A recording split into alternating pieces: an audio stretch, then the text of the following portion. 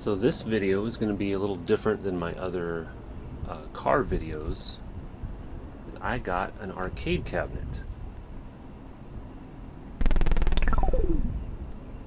You can see the marquee here is in bad shape, a lot of scratches. The guy had it listed for only $100, didn't work. I watched the ad for a while, several more weeks went by.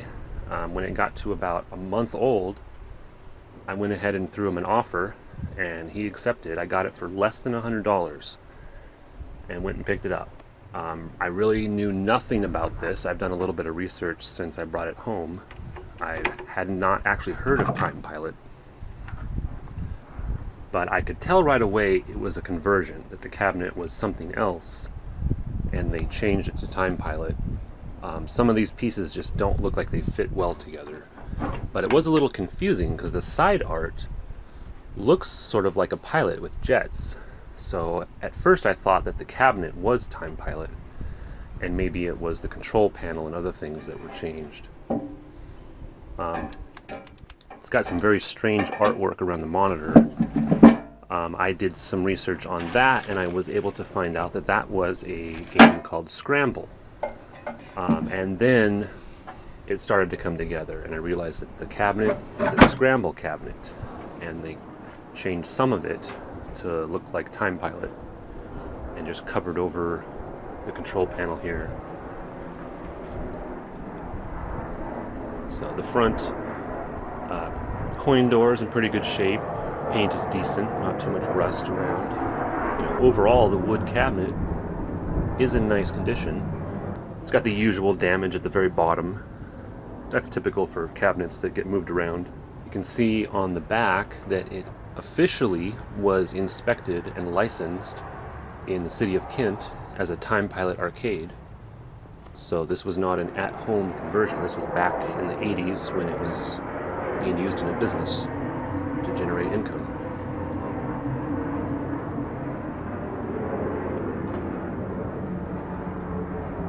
So I think I'm going to look around for some parts for Scramble and see if I can convert this thing back to the original game without putting a huge amount of money into it. I'm not going to make this a really clean restoration, but I'd like to get it working as a playable arcade game. Alright, so inside this thing, I did spray some air in here with the compressor, kind of vacuumed out the dust in the corners a little bit. The board actually looks pretty good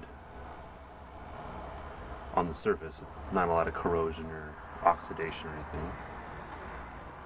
So, actually had some quarters there in the tray still. As you can probably hear, the monitor is on. Got it powered up. When I first powered it on, or tried it to power it on, nothing came up. But you got to make sure this button for the back door has to be depressed, and there's another one there by the coin door, not attached to anything. I used the tray for the coins to kind of hold it down. Anyway, once that was done, the switch on the top actually turned it on.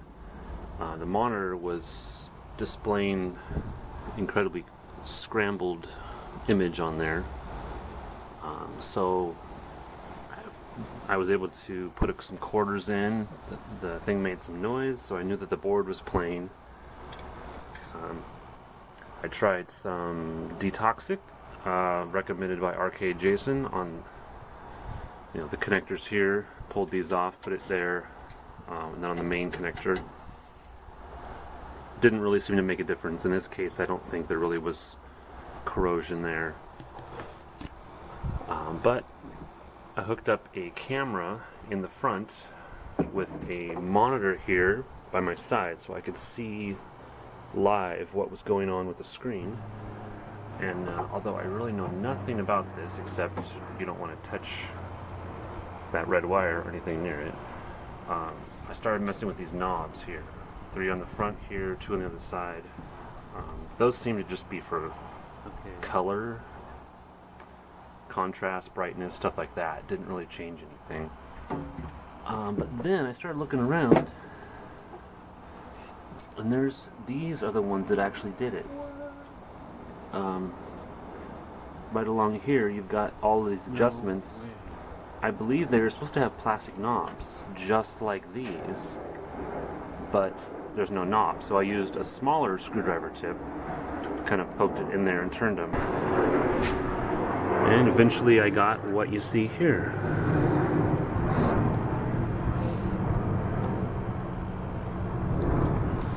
Looks like my width is a little bit too wide. Some of it's off the screen, but hey, you know what? It's actually displaying the game right now, so this is pretty good. Better than I've ever had. So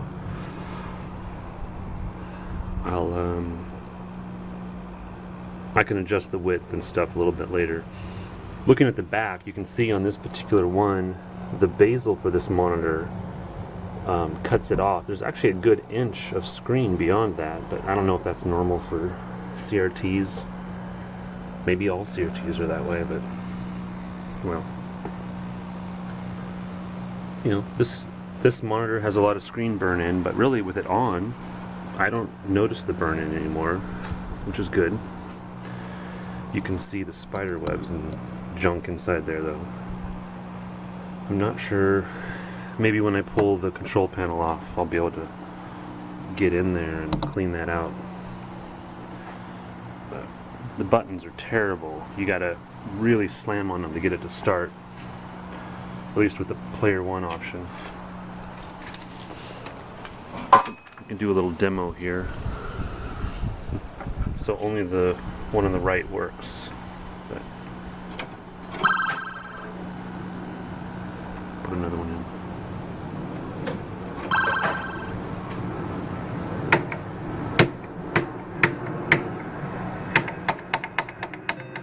There we go.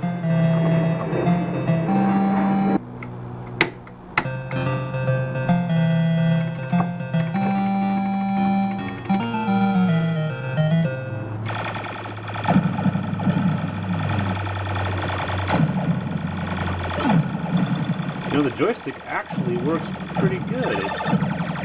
It seems, it feels pretty sloppy, but it responds fine. Oh.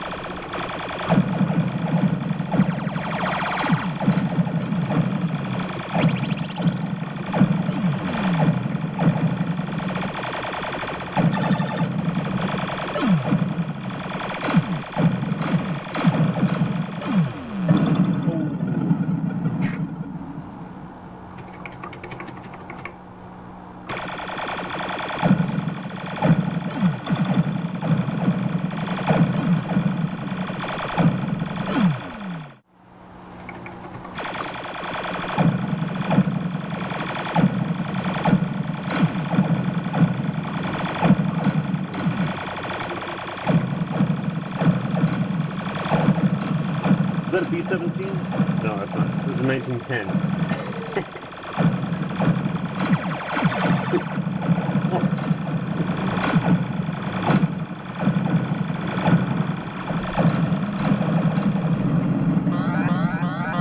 Uh-oh, what's going on? I'm piloting to a new time. Okay, 1970. First year of the 240Z.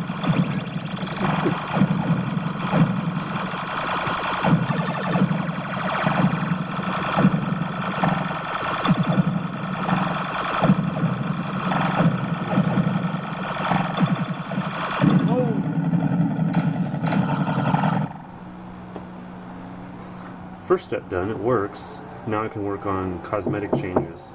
Oh, I actually got something for that. I got this one. There's only a couple of these that were on eBay, but this was the cheapest one. Just looking to do a budget build of this. But it's an original, not a perfect remake. They did have some reproduction ones that were just a decal, not with plexiglass. I'll fit that up top later. Still got to work on the control panel. So I don't see any control panels at all for sale except for third-party reproductions. So I might just go with that, just so it has the same look. Alright, just took this cover off, put the Scramble Marquee in there. While I was in there, I replaced the 15-inch fluorescent tube. However, when the machine turns on, it looks like the light is not coming on, so I really have no idea how to fix that, but I guess I'll look into that later.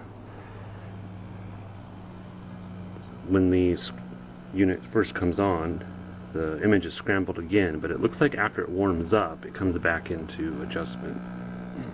Here's how you can disassemble the front of this control panel and the Marquee. I'm going to try to clean this up. So I did just wipe down the front of this. Okay, so you unlock your coin door, open it up.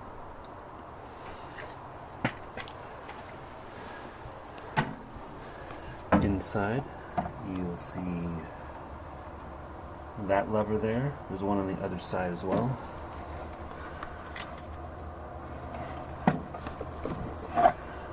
That just holds the control panel in, so you get it all the way unhooked on both sides.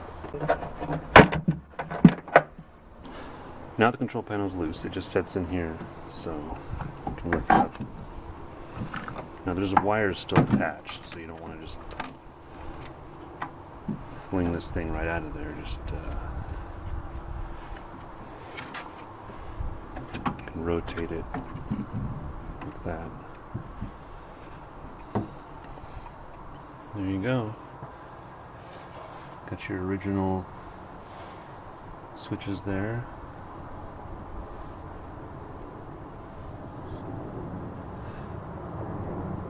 Just a 4-way.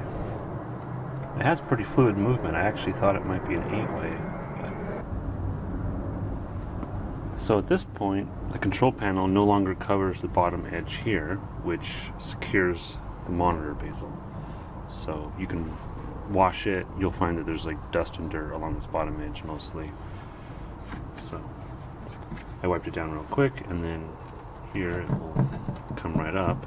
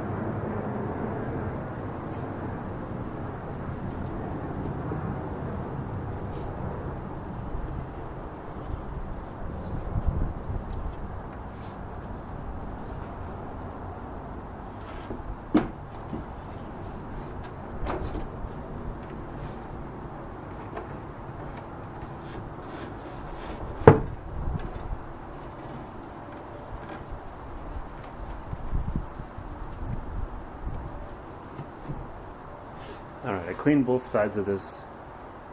You have to be real careful really not to touch the back side of this, because it is just, it's flaking off. Like, it's real dry, old. Guess that's about it. So, one player button was real unresponsive. I kind of cleaned the connection here, but it was bent back. So I took a zip tie and just kind of squeezed it gently there. We'll see. That's probably a temporary fix just to play it. Oh, and this control pin says 1984 bomb jack. So I'm not sure why it says it on that side of this. Yeah, I have no idea. I've never seen that before.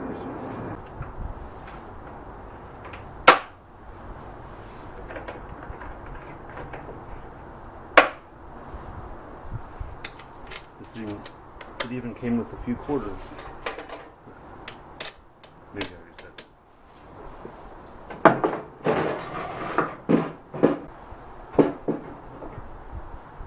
that. And the strange thing about this one,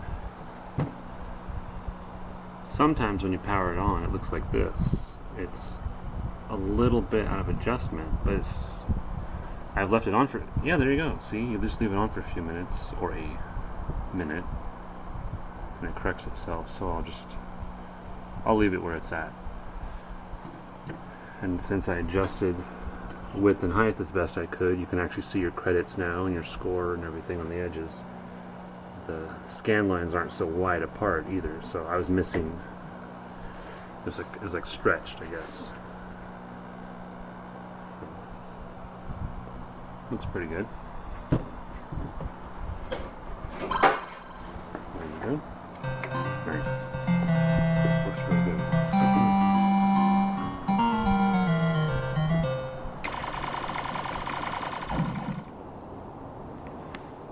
So earlier I had taken off the Time Pilot Marquee here and put the Scramble one in. The top is a pretty standard Phillips head, so you just take these four or five screws off here, take that off, and this lifts out. Alright, so with this removed, we'll lift this out. It's kind of a tight fit in there.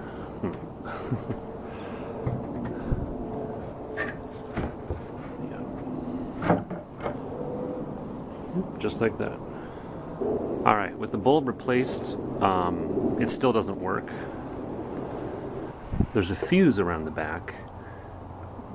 I replaced that, and then when I gave power to the system, it flashed light. That's it. The fuse is not replaced, but I think there's something wrong with the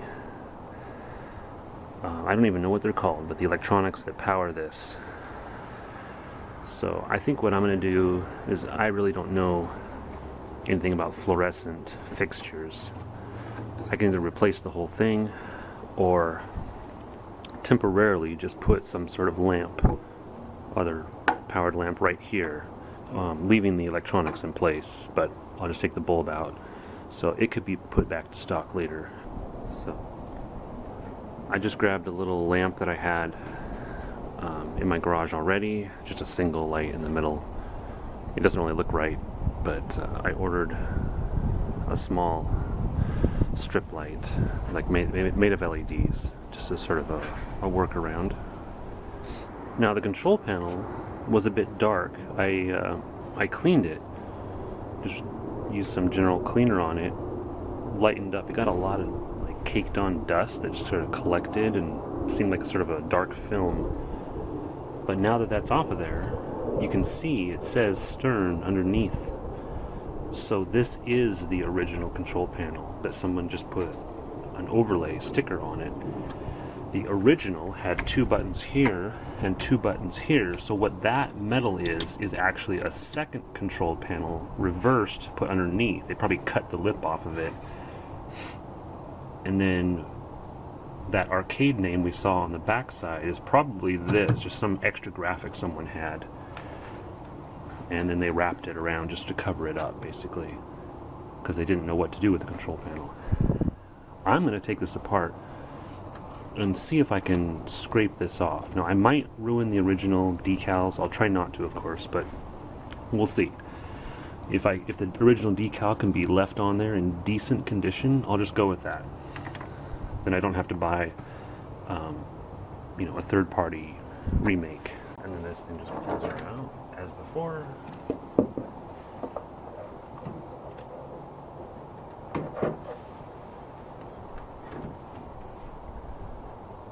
So these have to come undone.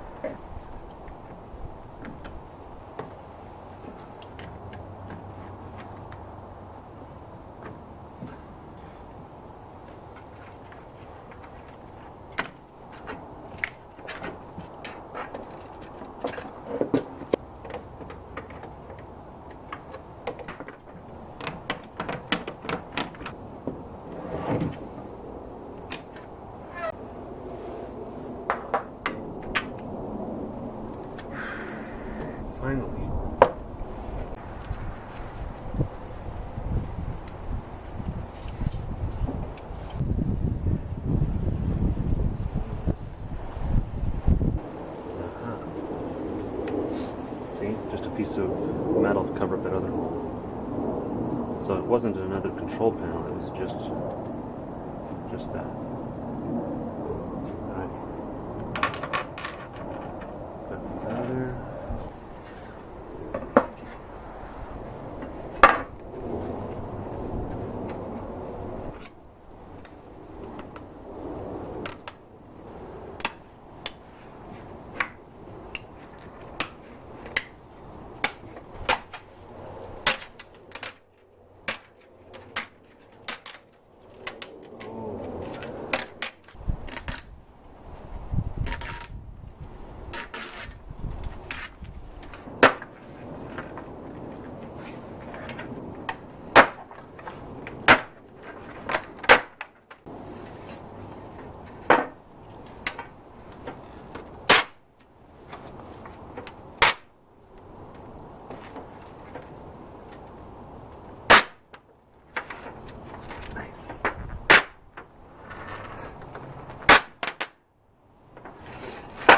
I mean, better than expected.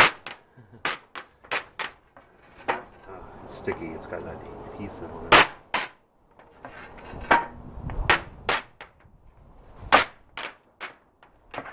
Goodbye, bomb junk. Well, the original decal held down. I was almost expecting it to get torn right up. You know, it's in rough condition, of course, like the rest of this thing.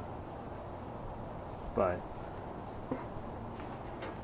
I guess the only way to get rid of all the stickiness is probably to clean this the best I can and then take a clear, very thin plexi might work, but preferably not plexi, like transparent decal over the whole thing.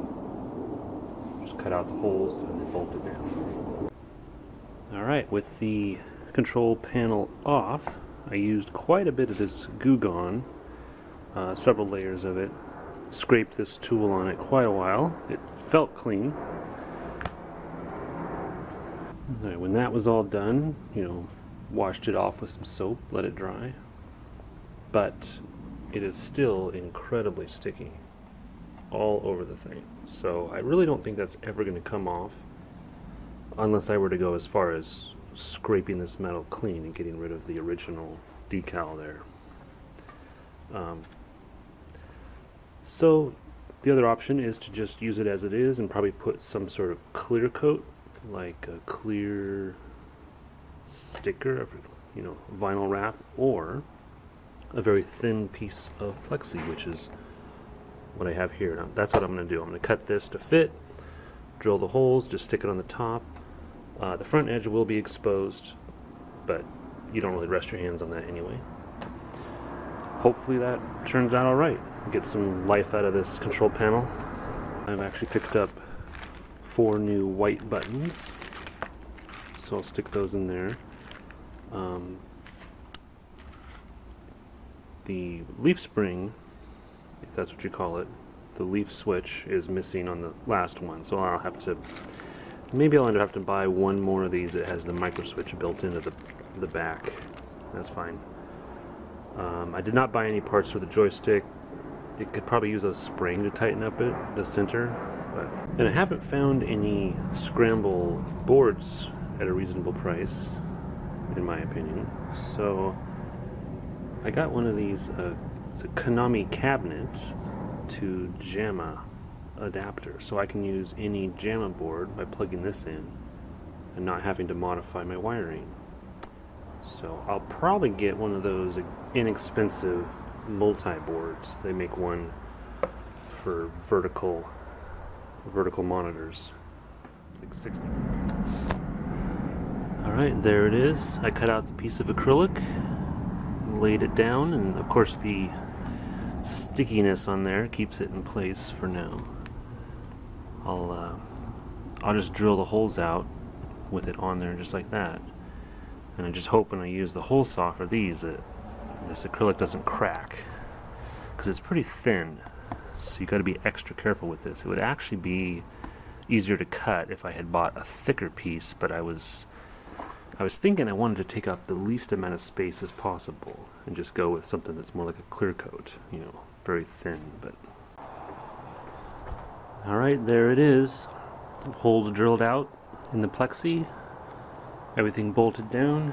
Had to do just a little bit of sanding around to kind of finish it off so these would pop in there a little easier. There you go. Got the old yellowed and kind of nasty ones. This is after cleaning it. And then the brand new ones.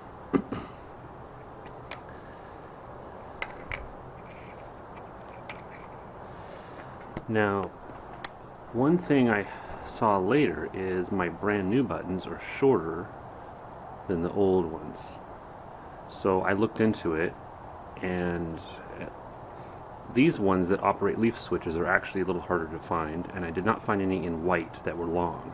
For the moment, I'd like to use these, so I think I will just put some sort of extender on top of it so it touches the leaf buttons on the bottom, the leaf switches. And then I'll get it all assembled, put back together.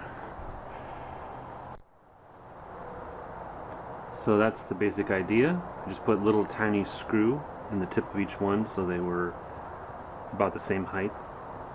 They're still lightweight, so the button action is real quick still. Anyway, I'll try it out, see how it works. Alright, so let's test fit the short one. Look at that. You can't even get the nut onto the threads because it's too short, plus you have that added little bit of the plexiglass. And the button, the leaf doesn't even reach. So you'd have to extend it further.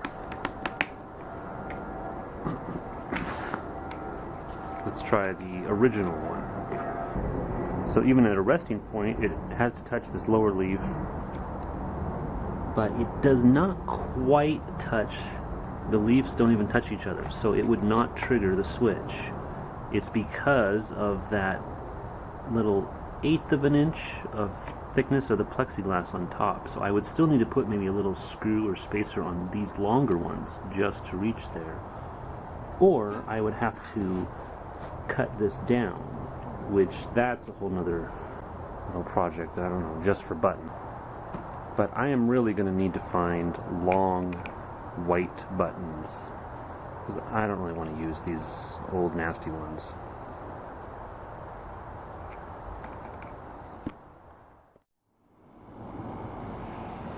Alright, there it is, put together.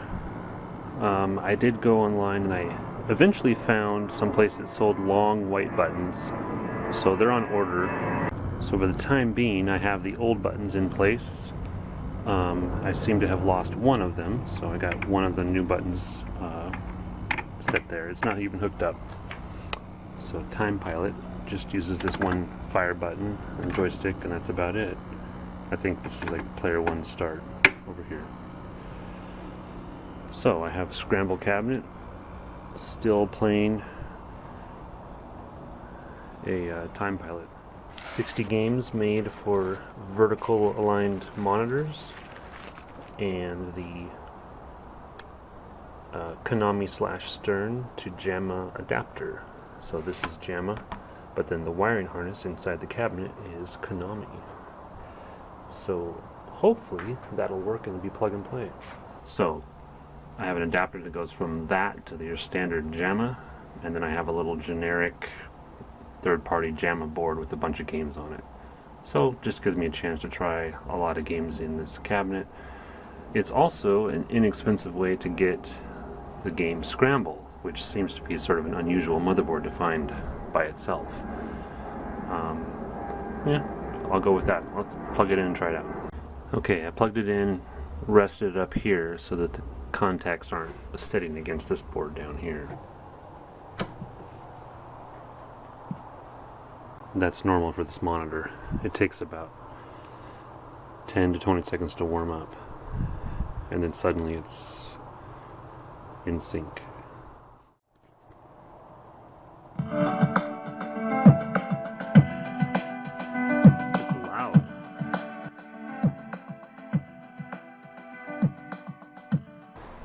I gotta turn that volume down. What is going on with that crap?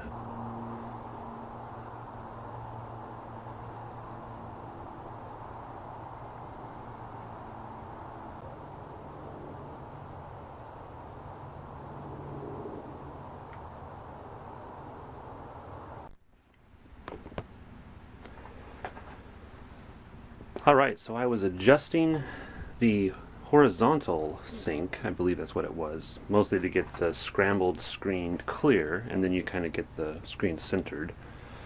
I finally did get that sync done, but the image would slowly scroll across the screen. So I never could quite get that dialed in on the 16:1 board.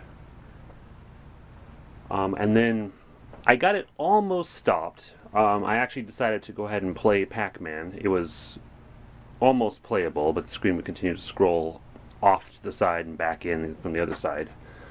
A little while later, the screen just turns off. The time that it turned off, I wasn't even adjusting anything on it or touching it. It was fully warmed up. But from that point forward, I could never get the screen to turn on again. I even unplugged it from the 16:1, plugged it back into Time Pilot, because Time Pilot I was able to get dialed in perfectly and view on the screen. Still wouldn't work. So something definitely went out on the monitor. So I've been doing some research on this because I'm learning as I go.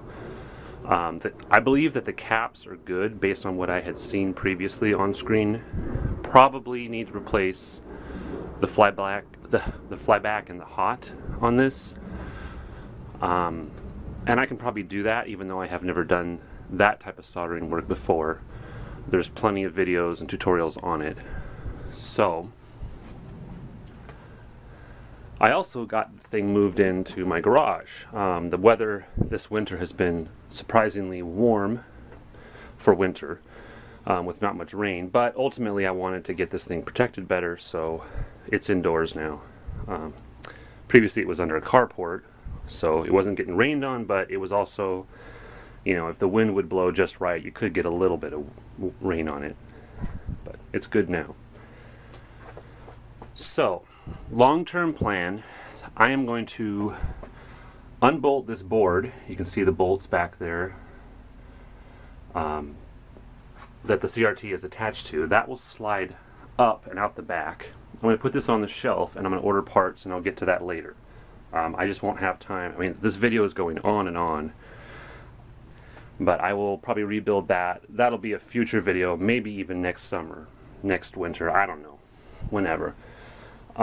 Temporarily, just because I would like to play some games on it, I think I'm just going to mount a LCD panel in there. I'm going to make a new board so I don't have to modify anything, so all my changes can be easily put back to the original OEM without any extra holes or cutting done to the cabinet. But it's a 19-inch CRT in here. I do have a 20-inch 4:3 ratio Samsung monitor I can put in there. It's a VGA input, so it'll hook up to the VGA on my 16:1. So that'll be simple there. The harness wiring will still go to the control panel and still get power from the same power supply. So, see how that goes. I got some little board mounting stands, some legs. I may use that to mount the 16:1 up in here somewhere. That will be some new holes drilled, so oh well. Alright, now here's the scary part, I guess.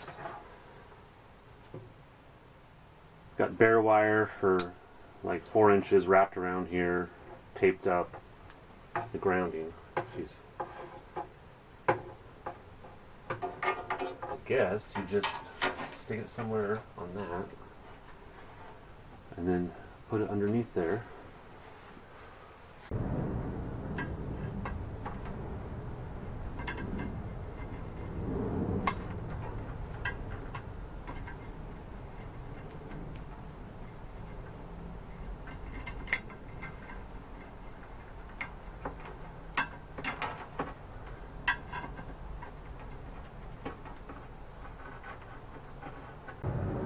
Alright, so I'm partway through disassembly. You know, this control panel just pops right out. Just unbolt it, and I'll take out these 3 bolts there on each side. It's got the stopper here. This whole assembly just comes down and stops. Just slide it up and out the back, and then I can build a new board that'll kind of bolt in the same way, and then mount my LCD panel right in the middle. easily reversible, and I can play the game for a bit while I collect parts to kind of rebuild or restore the original CRT.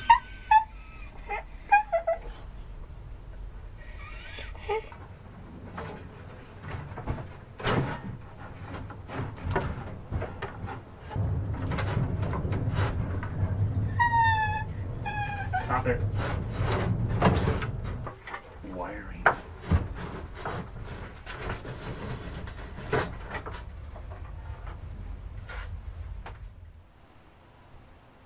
Alright, made this little frame that slides in here, similar to how the old one did, minus the bracket on the side, which is not there. I think I'll just screw it in without a bracket, just directly to the wood. But once I got the monitor lined up, there's only 1 inch, as I measured before, 1 inch from here to where the visible part of the screen starts. So I needed to actually bring the LCD monitor down a little bit. So I just cut a notch right here so that the whole thing would slide a little bit further down. As you see, the original one went all the way down here because it was just, I don't know, a 1/2 inch plywood or something, rather than these 2x4s and 2x2s I've got. Alright, there it is. Pieces notched out to fit under there. And the exact height here needed, plus the edge of the bezel, would be 1 inch once it's slid down. So it's a snug fit. But there it is, slid in place. And it's a nice big framework, so I can attach brackets or whatever to the LCD monitor.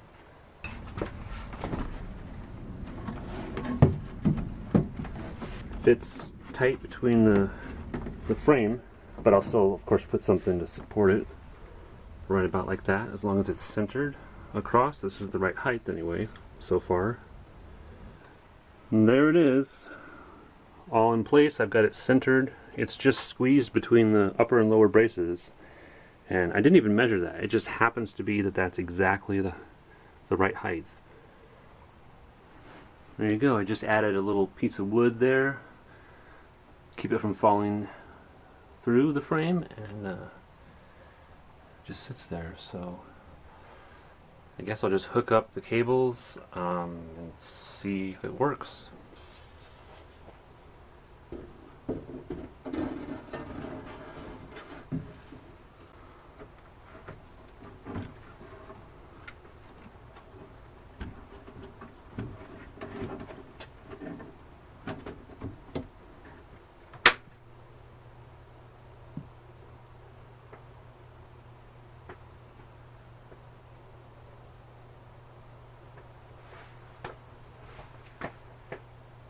Hey, look at that.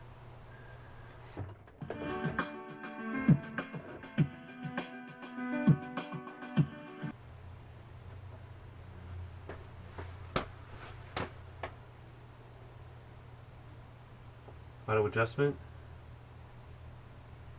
Wait, that made it worse. So I've adjusted the height of the screen up as high as it will go.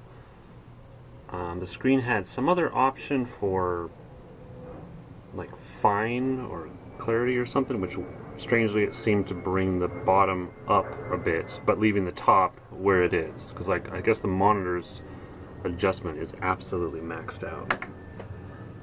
So you can see the bottom when you play games, and the top just has some black space at the top. I guess that'll work. But strangely, the main menu is still too far down. Look how terrible that looks, like on an LCD screen, compared to having the real CRT. Very strange. Alright, there we go. So I never could get that Samsung to line up, no matter what I did. But I had another 4/3 aspect ratio monitor, a Sony. You know, I pick those up when I see them. They're 20-inch. They're actually pretty hard to find. I figure they're good for old emulation because they have the right aspect ratio. But anyway, this one worked. It did show up low. I had to do sort of a reset on it, and then it auto-calibrated and looks fine. But the Samsung would not do it. So I took the Samsung out, put the Sony in here, and it works okay. So at the moment I can't get a credit without, putting a coin in or touching that, putting a metal across the contacts there. So maybe later I could put a button somewhere. But again, I'm not going to drill holes in this thing, so I'd have to run maybe out the back over the top and have it up at the front. But anyway, there's another look at the Sony screen in there. Now I can replace these buttons, put in the brand new buttons that I have, the long ones, all 4, and even put in the leaf switch for the second bomb button, because right now okay, so I've been on a mission to find how to wire in button 2 for quite some time. That way I can play all the games that require 2 buttons on this board.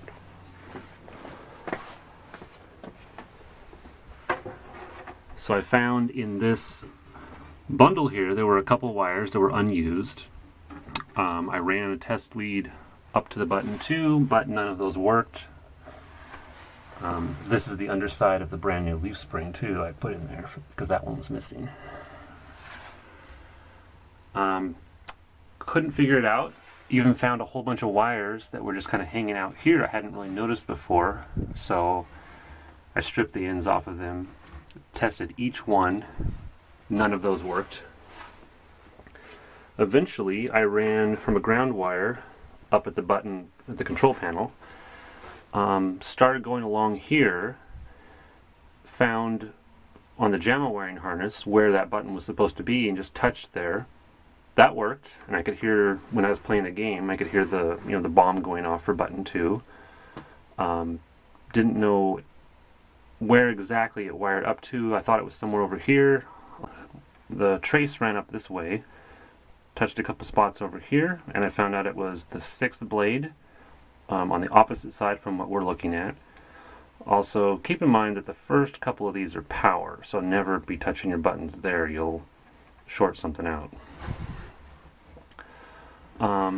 Up here on the harness, that wire was empty.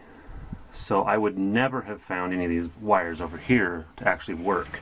So this wiring harness is a 1-button game, which Scramble is not a 1-button game. So this is probably an actual Time Pilot wiring harness, which doesn't really make sense because you could have just plugged in the Scramble harness, but I don't know, maybe they sold it to somebody as a package. So anyway, I just took a wire here. I don't have parts for those the little blade, the little clip that receives the wire was actually empty in that socket. So I just took the wire, put it down in there loose, put a little zip tie around there to keep it right in place. And it does make contact, but I made sure it's not sticking down too far to touch anything else. You can kind of see it in there a little bit. But it works. I used one of these wires that were not in use. I clipped it so I'd have the right gauge of wire to run up. Connected to button 2. Got the other one ground in there. I mean, that's just temporarily hanging on there. I need to go buy some crimp connectors. I can put those on. And since this is not an original board, I'm not going to solder it. I think I'll just have the little slip-ons. And then someone else or myself could, put it back to working with an original arcade board in the future. So I did that. Button 2 works. Player 2 start. Since I really don't plan to do 2-player games with a single joystick and button set, I disconnected player 2 start, left the red wire there, just hanging, and I connected up a credit button, which I found that wire while I was testing everything. So you can press button 2 on the left side of the control panel, give yourself credits right up front. That way I don't have to drill a hole through this and put a button somewhere or here, which I didn't want to do anyway. I'll kind of bundle them together with some wire ties of some sort, maybe some Velcro ties, just so it's more neat in here, and all brought over to the side and down. Then I'll take the Time Pilot board out. It's fully tested. I'll try to sell that, and then I'll mount up this board against the wall, and then turn the thing around, put it back in the corner, and it'll be ready to use for a while. Then I can decide what I want to do with the CRT in the future. Alright, got a few of those button things done. Got the little crimp connectors there for the button 2. Tied it into the other ground. Just put a couple little zip ties there to neaten it up a little bit.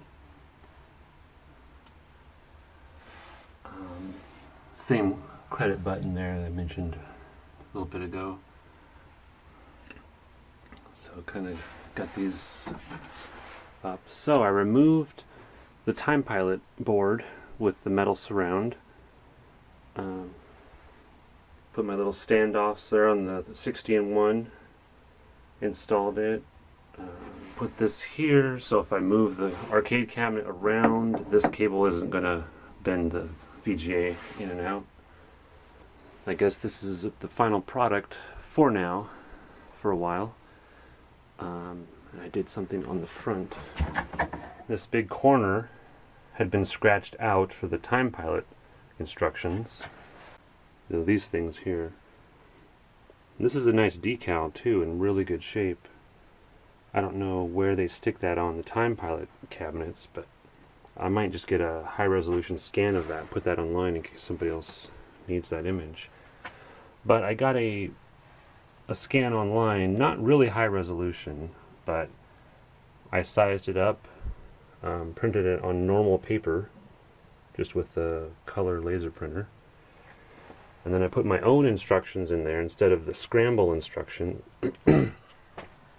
just to say that you know, press this button on the right for credit, select your game, and then the left button is one player start.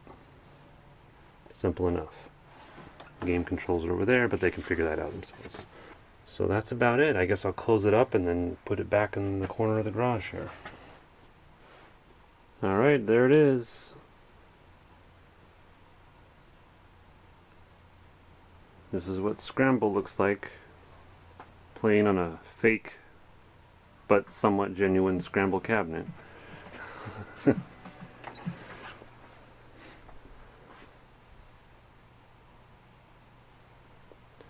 And I ordered a light when I first started this project like 2 months ago, and I guess it got lost in the mail, so it was shipped from overseas. But I guess we can end this with a little bit of Scramble gameplay, and that'll be it.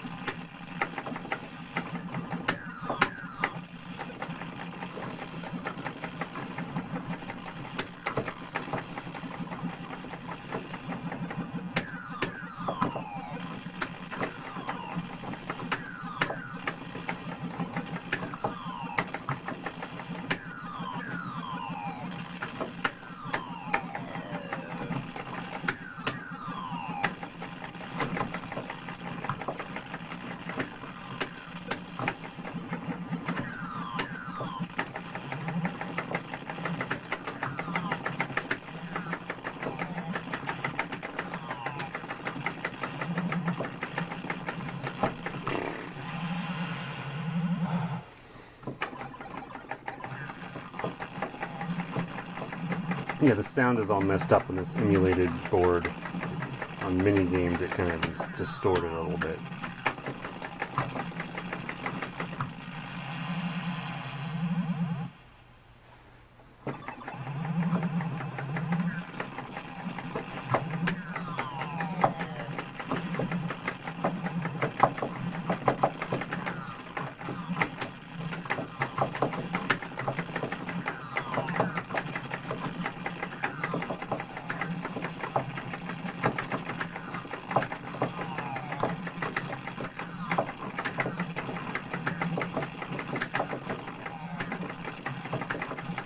Whoa.